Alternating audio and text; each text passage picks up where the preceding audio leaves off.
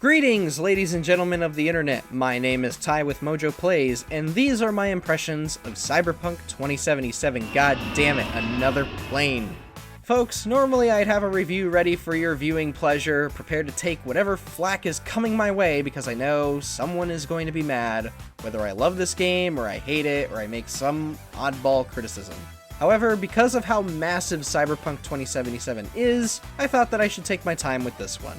Now that the game has been out for roughly a week at the time of this recording, I felt now was a good time to at least give you my impressions of the game so far.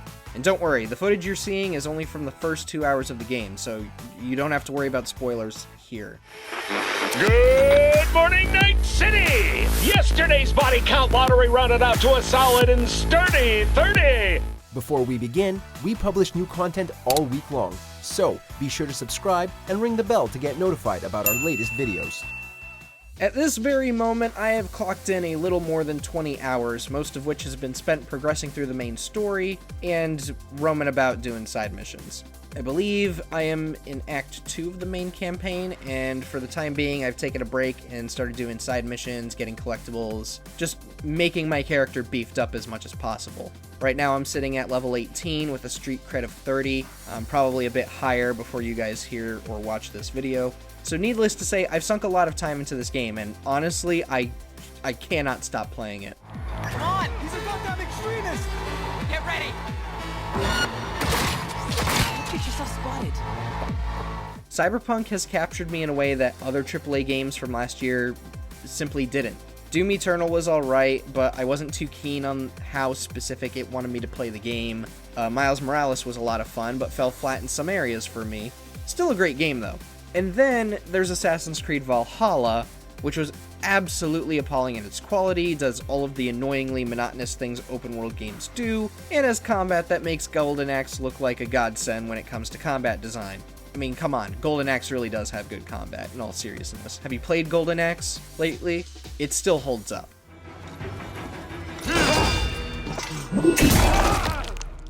Anyways, Cyberpunk, on the other hand, I just can't stop playing. I'm so enthralled with the world, its characters, the various encounters that range from serious to hilarious. My absolute favorite so far is the side mission where Delamain has you searching for rogue taxis. I won't spoil the best part about it, but I'll say this: Portal's one of my favorite franchises. Here come the test results. You are a horrible person. Anyways, I want to touch base on a couple of things that really shine for me here. First off is the combat. The gunplay is incredibly satisfying. Every weapon I've used, whether it's shotguns, SMGs, pistols, even melee weapons, have had the perfect level of oomph put into their recoil and impact. You really feel the hits and the shots fired, both within the controller vibrations and the spectacle of bullets and gore. It's almost surprising how well a game like Cyberpunk has pulled off shooting mechanics despite leaning so heavily into the RPG side of things. This game could have easily fallen into the same trap Fallout did when Bethesda took the IP, and yet it boasts the same level of quality as Borderlands.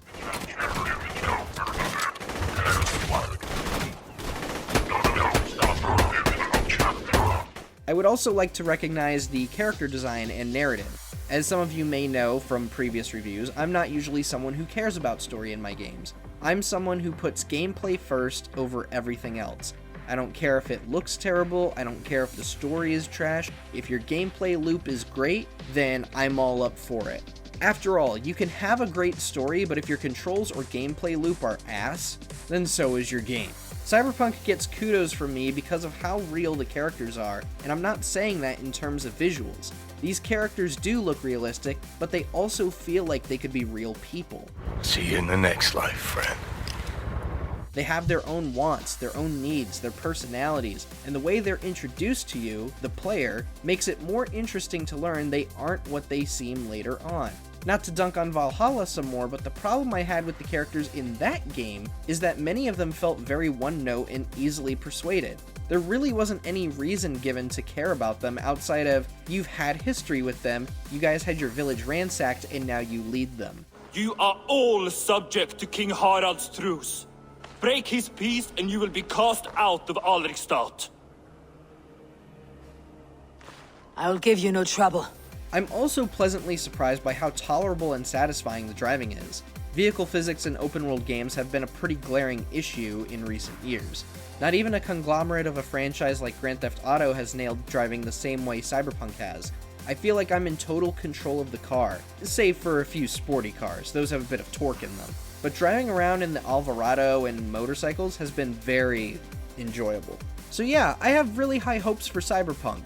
However, I am aware of the controversies surrounding the game. Speaking of, your mug's familiar too. Come on, spit it out. I'm waiting. Using to me. Yes, I do read the news, and I know about the reports of crashes, bugs, how the team was made to crunch, etc. And I know that there were a handful of people who took issue with us naming Cyberpunk as our game of the year. Honestly, I've faced a number of bugs and glitches myself. Bad rendering, character models fiddling about the place, game crashing, you know the drill. Since version 1.04, my problems haven't been as severe. I absolutely do believe this needed more time in the oven so they could iron things out. However, I don't understand why people are in a frenzy about this. I can understand some folks feeling cheated because they never showed gameplay on base PS4 and Xbox One. They really should have prioritized current-gen consoles and saved next-gen versions for a year later or so. Nah, it was all my fault. Wait, what? But when we've had so many games like GTA 5, Fallout 4, Skyrim Remastered, and, once again, Assassin's Creed Valhalla launch in a state just as ludicrously broken, I gotta ask, why the rage? Why are people getting mad about this when so many other massive games have released in a similar state, if not worse? Normally, I would dock Cyberpunk for this, but the gameplay is great. Again, I cannot stop playing this game. So, I have forgiven the technical issues, just because I'm having so much fun when the game is working.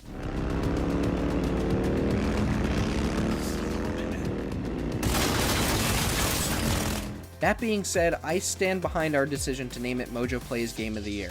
Yes, it's not in the most stable condition, and it could be better, but from the 20 hours I've spent with this game so far, I can tell you with great confidence this is one of the best games I've played in 2020.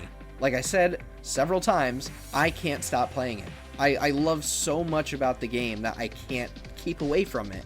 And this is coming from me, someone who desperately wanted us to name Hades as our game of the year. Ask Ricky. I was fighting tooth and nail for that. That's how much Hades got me.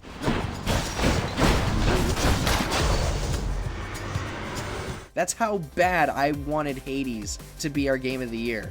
And right now, I've clocked in just the same amount of time into Cyberpunk as I did Hades, if not more. So my praise for this game should really tell you how good this game actually is. I was afraid of that. What? Saburo Arasaka. Dead. You got any notion of the shit you pulled me into?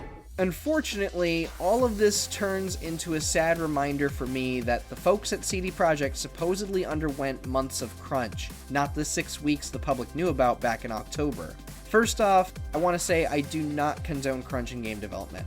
Personally, I believe the only way to avoid this is for game companies to stop shelling out millions upon millions of dollars for a single massive game. I believe game companies should be developing smaller titles with smaller teams. Unfortunately, crunch is done specifically to keep investors and shareholders happy. If a company is taking too long to put something out, those investors could lose interest and cease funding, thus putting studios in jeopardy. Parker, Eddie's. Then we leave the city limits behind.